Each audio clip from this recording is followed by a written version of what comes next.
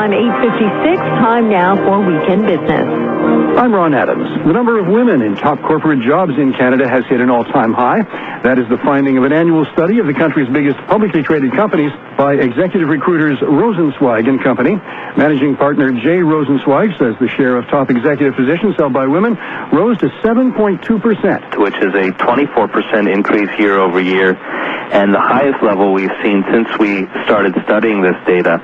When we began this study 4 years ago, the number was 4.6%. So in fact, we're up to 60% from when we first started looking into this matter.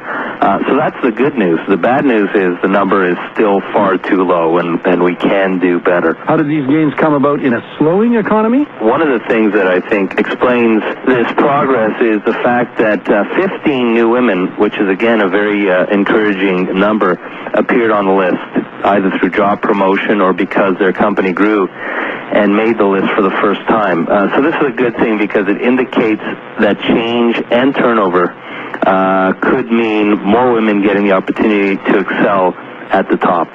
Jay Rosenzweig says women made gains in a number of industrial sectors. Canadian Pacific, as an example, is a organization that's typically been very male-dominated. They currently have 2 women in their ranks, which is fabulous. The banks continue to show a lot of leadership in this area in terms of programs and in terms of women at the top levels.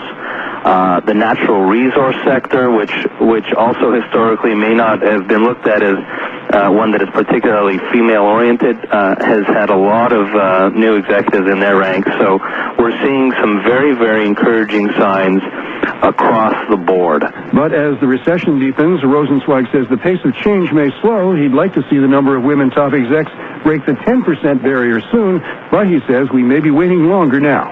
I'm Ron Adams. Weekend Business continues at 26 and 56 here on 680 News.